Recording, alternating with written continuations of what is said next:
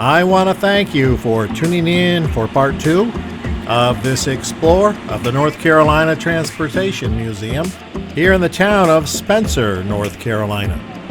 We've just stepped off the excursion train here at the museum's turntable and are about to begin our explore of the repair shops in the roundhouse.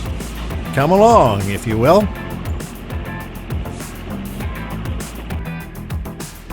The turntable was built in 1924 and still operates.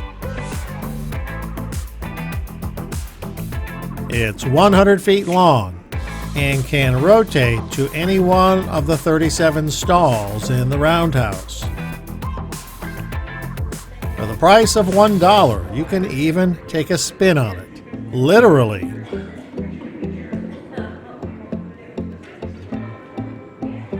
Inside the roundhouse is a wide variety of railroad rolling stock, like this Baldwin Locomotive Works 10-wheeler. Built in 1913, it was once part of the Atlantic Coastline Railroad. This is the roundhouse clerk's office, which coordinated and tracked the work being performed on engines and cars that were being repaired. A very nice model of the repair yard during its heyday.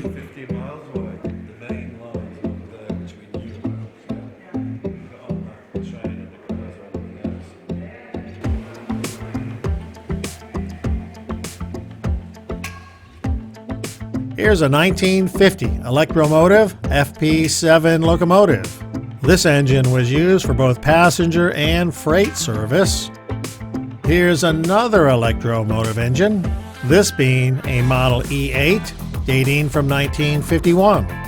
This one served the Southern Railway by pulling passenger trains before the company ceased passenger service in 1979. In the background is Atlantic Coastline number 501, an electromotive division Model E3, this one dating from 1939.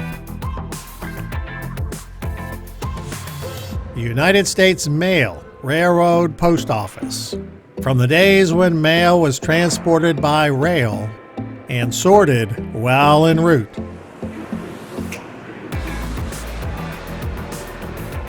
Now, train wrecks were common at this time, but miraculously, the mail card would barely see who was on board.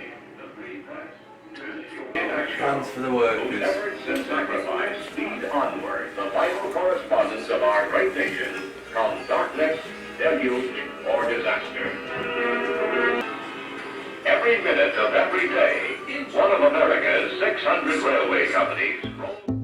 U.S. Army Medical Department Hospital Unit. Used throughout World War I and II.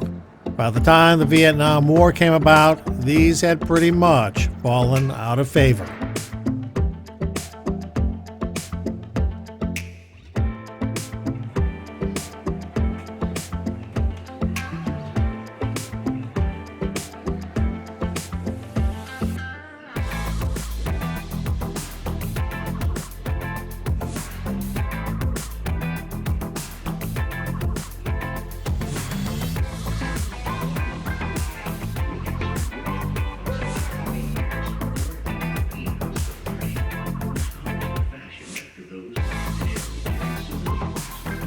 Here's some photos from before the restoration.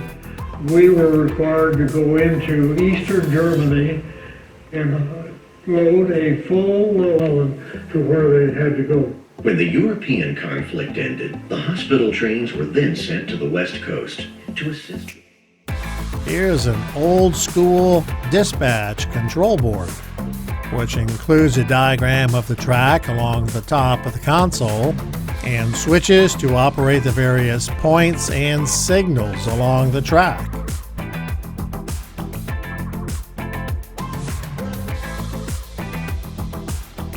Some more of the rolling stock here in the roundhouse.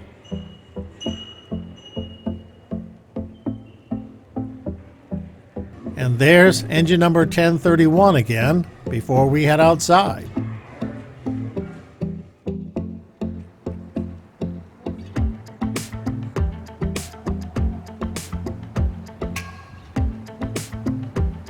time to go inside what's called the back shop.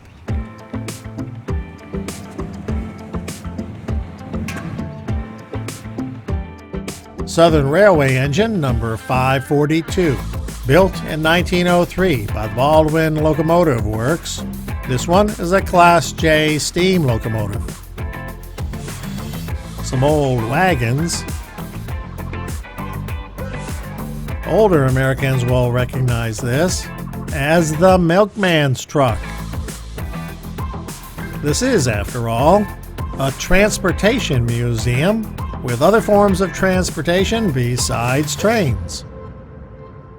Here's an old DC-3 that's slowly being restored.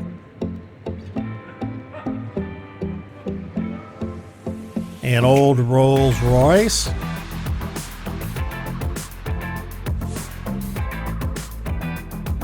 The North Carolina State Governor's 1977 Cadillac.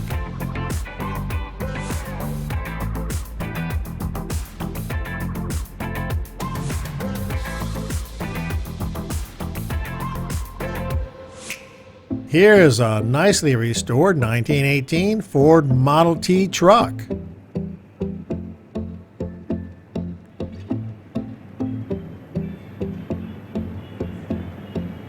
A 1928 Model A Ford truck.